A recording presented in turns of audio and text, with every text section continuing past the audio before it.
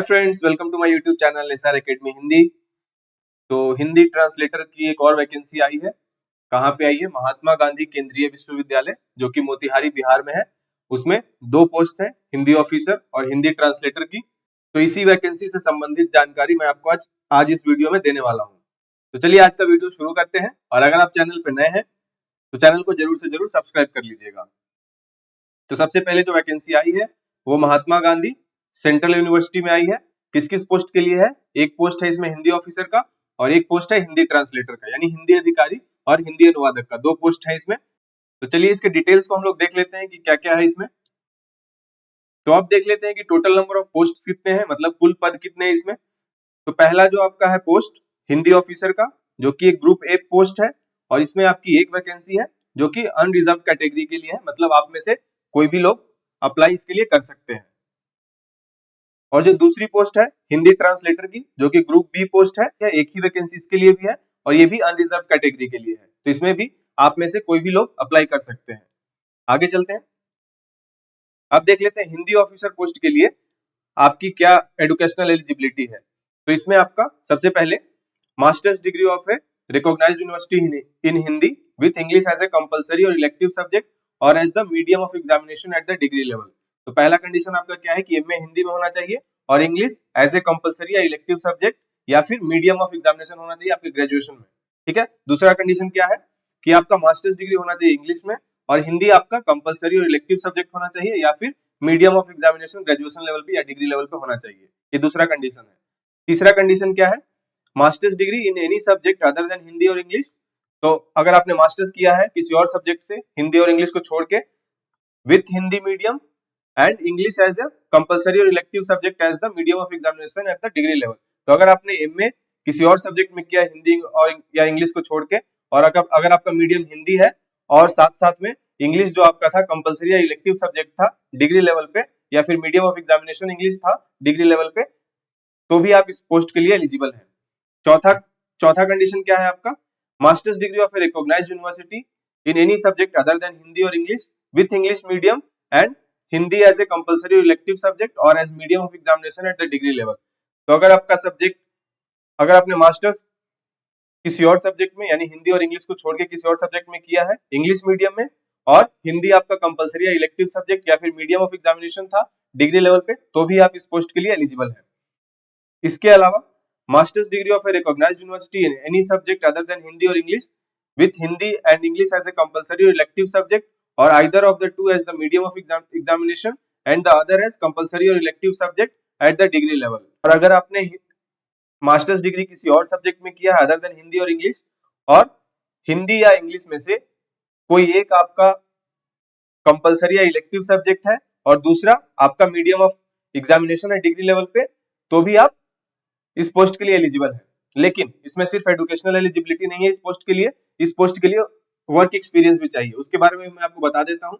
Educational eligibility के साथ साथ आपको इसमें वर्क एक्सपीरियंस भी होना चाहिए। तो देख लेते हैं इसमें क्या वर्क एक्सपीरियंस इसमें चाहिए।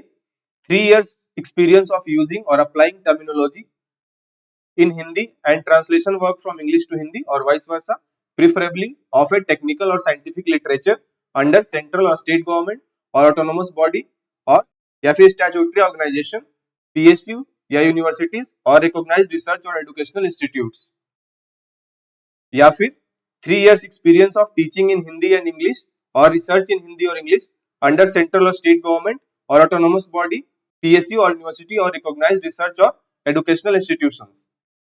तो देखिए या तो आपका टीचिंग एक्सपीरियंस होना चाहिए हिंदी और इंग्लिश में या रिसर्च वर्क आपका हिंदी और इंग्लिश में होना चाहिए या फिर 3 इयर्स का आपका ट्रांसलेशन एक्सपीरियंस होना चाहिए किसी ऑर्गेनाइजेशन में, किसी गवर्नमेंट बॉडी में, जैसा कि यहाँ पे मेंशन किया गया है। तो आप हिंदी ऑफिसर के पोस्ट के लिए एलिजिबल हैं। अगर आपके पास वर्क एक्सपीरियंस नहीं है तो आप इस पोस्ट के लिए एलिजिबल नहीं है।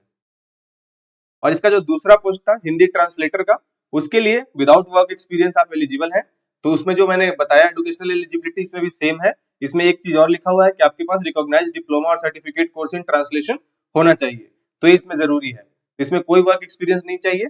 इसमें जो भी मैंने आपको हिंदी ऑफिसर वाले के लिए एजुकेशनल एलिजिबिलिटी बताया था वही सेम यहाँ पे भी दिया हुआ है। आप स्क्रीन पे पॉज करके एक बार और फिर से पढ़ सकते हैं। और इसके साथ साथ आपके पास पीजीडीटी या फिर कोई सर्टिफिकेट कोर्स होना चाहिए। होप आपको यहाँ तक आपको समझ में आ गया होगा। आगे चलते हैं। अब आते हैं वेतन यानी सैलरी की। तो जो भी आपका हिंदी ऑफिसर का पोस्ट है वो लेवल 10 की पोस्ट है। ग्रेड पे आपका 5400 का है।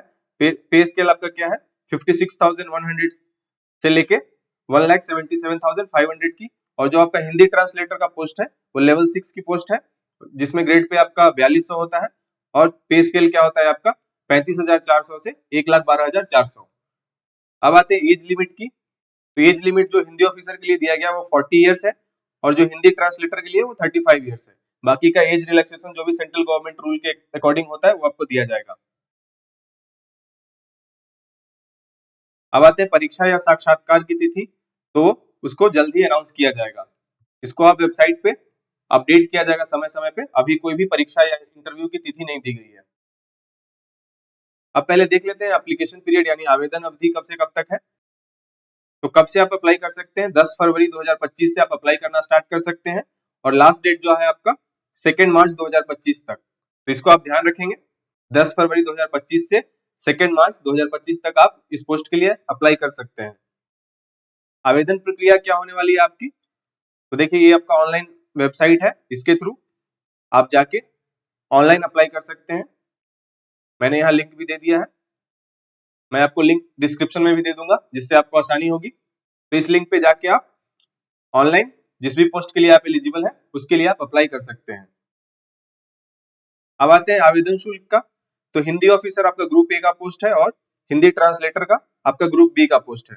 तो अगर आप हिंदी ऑफिसर के लिए अप्लाई कर रहे हैं और अगर आप जनरल ओबीसी या ईडब्ल्यूएस में है तो आपके लिए 1500 और अगर आप हिंदी ट्रांसलेटर पोस्ट के लिए है तो आपके लिए 1000 फी है, एप्लीकेशन फी। वहीं हिंदी ऑफिसर के लिए आप अगर SC ST या फीमेल कैंडिडेट है या ट्रांसजेंडर या PWD कैंडिडेट है तो आपके लिए 1000 रुपीज है और हिंदी ट्रांसलेटर के लिए इस कैटेगरी के लिए आपका 750 है। अब आते हैं सिलेक्शन प्रोसेस पे कि चयन प्रक्रिया क्या होने वाली है इसमें।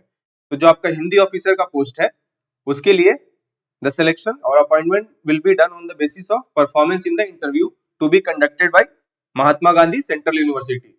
तो हिंदी ऑफिसर के पोस्ट के लिए सिर्फ इंटरव्यू होगा आपका, लेकिन इसमें एक नोट लिखा गया है कि अगर इसमें ज्यादा कैंडिडेट अप्लाई करेंगे तो हो सकता है कि आपका रिटन एग्जामिनेशन भी कराया जा सकता है। तो अभी के लिए जो इसका सिलेक्शन प्रोसेस है कि आपका हिंदी ऑफिसर के पोस्ट के लिए आपका सिर्फ इंटरव्यू होगा, इंटरव्यू के बेसिस पे ही आपका चयन होगा हिंदी ऑफिसर के पोस्ट के लिए। ठीक है, अब चलते हैं हिंदी ट्रांसलेटर पोस्ट के लिए क्या सिलेक्शन प्रोसेस है। तो इसके लिए the appointment on the post shall be made on the basis of performance in the written examination subject to qualifying the skill test। तो हिंदी ट्रांसलेटर पोस्ट के लिए हो सकता है कि आपका स्किल टेस्ट भी हो, लेकिन नोटिफिकेशन में कहीं भी ऐसा डायरेक्टली मेंशन नहीं है। तो हिंदी ट्रांसलेटर पोस्ट के लिए जो सिलेक्शन है उसको मान लेते हैं कि हम लोग written test plus skill test के थ्रू आपका होने वाला है। अब जो स्कीम ऑफ एग्जामिनेशन सिलेबस वगैरह है उसके लिए क्या लिखा हुआ है नोटिफिकेशन में, तो इसमें लिखा हुआ है कि detailed information with respect to scheme of written examination for different post which indicates the following manner and mode for drawing final merit list shall be uploaded on the university website separately। जिसमें आपको components of written test, breakup of marks for written examination, interview और skill test as applicable and syllabus। तो इन सब की जानकारी आपको website पे जल्द ही उपलब्ध करा दिया जाएगा। तो इसमें जो अपडेट आएगा उसमें आपको ये भी पता चल जाएगा कि हिंदी ट्रांसलेटर के लिए स्किल टेस्ट है या नहीं और रिटन एग्जामिनेशन के लिए क्या सिलेबस होने वाला है आपका वो भी पता चल जाएगा। तो जब भी ये वेबसाइट पे अवेलेबल होगा मैं आप लोगों को बता दूंगा। तो ये था ट्रांसलेटर पोस्ट से रिलेटेड जो भी जानकारी थी नोटिफिकेशन में मैंने आपको बता दिया है। ये आपका जो जॉब लोकेशन होने वाला है वो बिहार में ही होने वाला है। एक सेंट्रल यूनिवर्सिटी है बिहार में, बिहार के मोतिहारी में। तो जो भी लोग उस रीजन से हैं या फिर जो भी लोग अप्लाई करना चाहते हैं वो इस पोस्ट के लिए अप्लाई कर सकते हैं। तो मैंने इससे रिलेटेड सारी जानकारी आपको बता दी। तो आज के वीडियो में इतना ही। अगर आपको वीडियो इन्फॉर्मेटिव लगा तो इसे लाइक कीजिए, शेयर कीजिए और चैनल को जरूर से जरूर सब्सक्राइब कर लीजिएगा। Thank you so much. जय हिंद।